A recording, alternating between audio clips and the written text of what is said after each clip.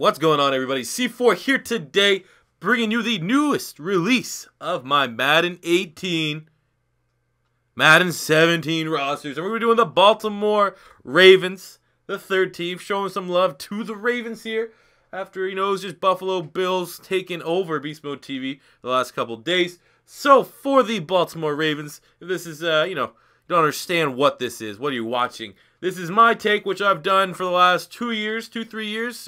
Time flies when you're having fun. It seems like it's been forever. Where I release updated rosters that have my own personal ratings, free agency, a lot of the draft picks and big-time names that teams selected in the draft. And these will be released to you guys for free once we hit 35,000 subscribers. So that hopefully will be about a month or so. If you get to sharing the video on social media, telling all your friends about it, and all that good shit. So, without further ado, let's take a look at the Baltimore Ravens rosters. As always, guys, if you agree or disagree with a rating, don't take it as I'm taking a shot at your team. I tried my best, alright? I try my best in today's society. Giving your best is enough to be applauded. But in seriousness, if you feel that there is a if you're a diehard Ravens fan and you severely disagree with the ratings, just shoot me a comment in the comment section below, and I will very well, if I agree with it or can be persuaded, I will change these. So these are very much waiting for your guys' input for the overalls before they're really fine-tuned and completed. So, Baltimore Ravens, top 5 guys on the roster. We have Yonda, one of the best guards, 95. Justin Tucker, Modal, the best kicker in the NFL, 94. Eric Weddle, who is tied for the top strong safety in these rosters for the 93. CJ Mosley with an 88, and Tony Jefferson, their big-time free agency signing from the Arizona Cardinals, with an 87. So we're going to jump into the quarterback spot where you have Joe Flacco getting an 80. Now, it kind of pains me to put Joe Flacco an 80 as we had Carson Wentz with a 79. But, Flacco had decent numbers last year, I guess. Definitely will never have numbers that will live up to his contract, but over 4,000 passing yards, 20 touchdowns, and 15 picks with, his top receiving threat and Steve Smith being down for a lot of the year. It wasn't a terrible year, really, from Joe Flacco. So I think an 80 is about fair. Elite or not, I will leave that up to you guys to decide. We got Mallet, 66 backup, Dustin Vaughn, 61. Jumping to the running backs, Danny Woodhead coming over from the San Diego Los Angeles. Last time he played, they were the San Diego Chargers. Give him an 80. That's an excellent fit because of the suspension to Kent Dixon. I don't know if they knew about that before they signed him, or they plan on just bringing him in for some, depth battle. But I really like the addition of Danny Woodhead. He's an excellent versatility player for that offense. We have Terrence West, who accumulated over 1,000 all-purpose yards from scrimmage. I think he got just over 1,000, 1,010, and 6 touchdowns. He's nothing spectacular, but he's not he's a serviceable running back in the NFL, so I figured 80 was about fair for him. Kent Dixon, who I am fairly high on, I think, once the suspension is up, he will emerge as potentially the lead back, because he can do it all. He's like a combination between Terrence West and Danny Woodhead, but I really do like Kent Dixon as a prospect. So we give him a 77, Buck Allen with a 74, and Lorenzo Taliaferro with a 73. So the fullback is just this guy. Because of the limitations of the offline player management tool, when they lost Kyle Juszczyk, we had to put a fullback there because this game is so just frustrating. So, eventually if you drop in, I don't even think you can remove a fullback, even though some teams don't have a fullback, and that is fine. If you already have a fullback on your roster, the game Madden will not let you remove him, which is really frustrating. So, yeah, this Mitchell Hedry guy, not on the team. Do what you can with that. Down to the wide receiver spot, we gave Mike Wallace an 83 overall. Great year for Mike Wallace last season. He had 72 receptions, 1,000 yards, and 4 touchdowns. So I figure 83 is about where he needs to be. Surely it's nice when a guy breaks the century mark for receiving yards on a season. So, 83, I think that's about fair for Mike Wallace. Did I call him Mike Williams at the beginning? Mike Wallace. We give Rashad Perriman a 75 overall. Finally stayed healthy a little bit. Finished the season with 33 receptions for 499 yards and 3 touchdowns. But he had a couple spectacular catches right out the way. And the fact that he's 6'2", has 95 speed, he's an absolute burner. And the fact that it looks like he can make, those incredible catches. If he can stay healthy, he may very well evolve into the #1 receiving option for the Baltimore Ravens next season. I think the upside is fairly high with Perriman. It's always been his medical. Is he able to stay on the field? He's been injury prone.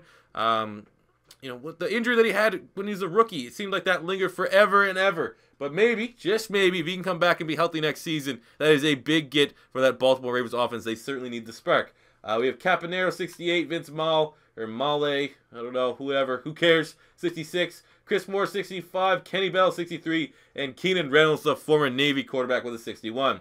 Jump to the tight end position, we gave Dennis Pitta an 84 overall. Nice little resurgence last season from Dennis Pitta. 86 receptions, 730 yards, and 2 touchdowns. Obviously, the receptions is pretty... 86. Anytime your tight end gets 86 balls, that's fairly impressive. So we gave him an 84 overall.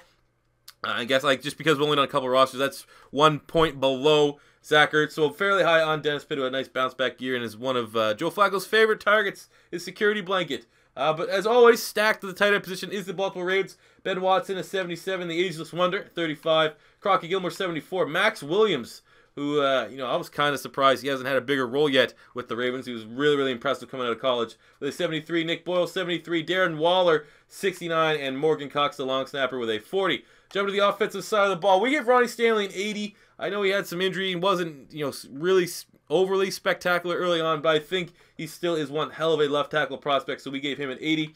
You have the late mid-round pick, Jermaine Illuminor for Texas A&M. I know he's probably going to be a guard just because they're really thin on the offensive line right now. In terms of depth for the Ravens, we have him playing tackle, but he is more so a depth guard. And if he was an offensive tackle, it'd be more on the right side. But as you can see, the height and weight and stuff is not dead on. I already explained that in the very initial episode. You can't. There's limitations to player management. These are connected franchise mode rosters, so when you pop in, you can adjust the height, weight, and in some cases, skin tones to your perfect liking. But Ronnie Stanley with 80. We add left guard. We have Marshall Leona with a 95. I think he's the #1 left guard in Madden, my rosters anyway, and he is, man. He's an absolute animal, constant, all-pro. He's a beast, man. He's an absolute beast. So he's a 95. We had center John Urschel making the switch from a guard. Lots of shuffling. They lost some big places and big players on this offensive line. In free agency, no more. Whoever the center was from last year, I can't remember his name, went to the 49ers. No more Rick Wagner. I think Dukas started at guard. I mean, Jeremy Zuda was the center. So Urschel's making the switch overall. No, he's like the smartest man in the NFL. And he's not really that bad of an offensive lineman. So we gave him a 74. You have Jensen here with a 71. At the right guard spot, we have Alex Lewis, who's penciled in from all my research as to be the starter. I really like the pickup of Nico Siragusa. Again, you gotta edit some of these things. Later rounds from SD State, he was the lead blocker for Donnell Pumphrey. But I think Alex Lewis may get the opportunity to be a starter. People think that, you know, he has a limited floor, which is good. I mean, he's not, he could be a serviceable starter down the road, but clearly another big hole here at the right guard spot. And then at right tackle, in the, you know, they lost Rick Wagner, who got paid a godly amount of money from the Lions. It seems like James Hurst is penciled to be the starter there. 60. I mean, this offensive line that was really good last season. I think they may be in for a rude awakening, but you know, you never know. Offensive linemen are really tough to predict if they're going to be good or bad or not. Because I mean, especially a lot of these young guys here on the Ravens, they don't have a established background to really get a great read on any of them. So it's going to be interesting to watch how this offensive line plays out for the Baltimore Ravens. But in terms of Madden, not the best. Definitely not the best. This is a team that you know, got some great free agency signs, but they did lose and take some big hits at areas on their team. Down the defensive side of the ball, left defensive end, another just, you know, you got Willie Henry, who's the top guy from Michigan. I really did like him as a prospect, a mid-round pick, but, you know, there's only so much weight you can put into a guy that didn't see the field a whole lot last season. I think Willie Henry, did he even make a tackle? Did he even make a goddamn tackle last season? I don't even see any stats here on the page that I'm looking at for Willie Henry. Good luck. Good luck there trying to fill that defensive end spot. On the opposing side, right defensive end, we have Bronson Kafusi from BYU. We gave him a 69. It looks like, I really do like actually the Chris Wormley pick out of Michigan. I wouldn't be surprised to see him win a camp battle and get a starting gig. He's very solid and I think pro ready. You have Brett Urban here with a 68. A lot of these guys, I mean, you're not, you know, the biggest names to get you real, your plums feeling nice. Urban had 2 sacks last year. Bronson Kafusi, I'm not exactly sure what his stats were. I'm not seeing a whole lot here. So, battle here. Defensive line for the Ravens. They always seem like they can get guys coming out of nowhere and perform very much like Zach Orr. Rest in peace. Sorry about that one. But again, much like the offensive line, it's going to be interesting to see what they can do. But last year, the Ravens were outstanding against the run. And I wouldn't be surprised to see some of these guys' overalls quickly jump up after, you know, really early on in the season. Defensive tackle, we have Brandon Williams, who we gave an 84 overall. He's my #2 ranked nose tackle behind Snacks Harrison in my roster. He got paid big money, and he's a beast against the run. Maybe just call it the low ceiling. For overall, so we can give nose tackle, I think Snacks is an 88, and then Brandon Williams is #2 at an 84. He's a beast. You got Michael Pierce, too, another incredible find from that, Ozzie Newsome and everyone there in Baltimore. 77 overall, and we have Carl Davis with a 66. Jump to linebacker core, left side linebacker, we have Albert McClellan, who probably is penciled in as a starter from everything I've been able to find, but I really like their selection of Tyus Bowser, and I think he maybe have the opportunity to get that starting gig from Houston. Great edge rusher, guy that's exactly the type of playmaker that they need right now as they're reloading on the defensive side of the ball. And I think Bowser will ultimately be the starter, but both these guys will start them out at a 70. Middle linebacker is C.J. Mosley, giving him an 88. He's a tackle machine. He was a Pro Bowler last year for as much weight as you want to put in the Pro Bowl. 4 picks. He had a forced fumble, 8 pass deflections. Just shy, I think, of 100 total tackles, but he is a leader of this defense and one of the best middle linebackers in the NFL, so that's an 88. And from my research, it looks like Carrera from Boise State is making the move inside and having a much bigger role. I think he only played 1 game last year, had 3 tackles, so hopefully he can catch on and really fill in from Zach Orr, who was very, very good last year.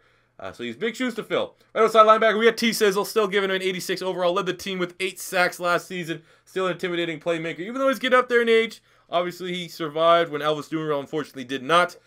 But he's still a beast. We got Tim Williams, who was a mid-round pick for them. High character issues, but was, according to Charlie Casserly, NFL Network, was his number 2 edge rusher in the NFL draft after Myles Garrett, I believe. So very high ceiling for Tim Williams, and we all know Baltimore.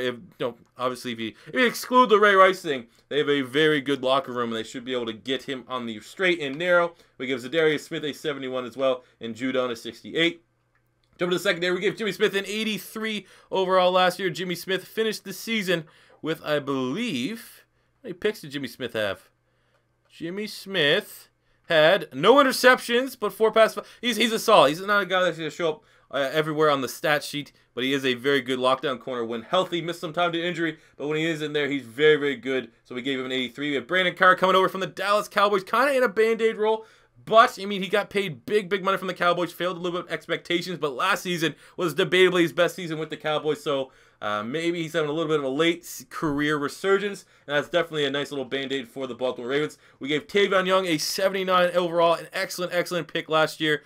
Finished the season with 2 picks, 8 pass deflections, 50-some tackles. He's a monster. I believe actually they played him a little bit on the outside too. Clearly with his height, weight, you figure he's a pure nickel corner. I think I read somewhere that they had him playing outside as well. Monster from Temple. We have Kyle Ayrton with a 73, first-round draft pick. Marlon Humphrey, which in my opinion was a little bit of a reach in the first round, still a 73 overall, and they're definitely going to be counting on him to get some big-time minutes as a rookie. Roll with a 66, Kennedy with a 64, and Price with a 60.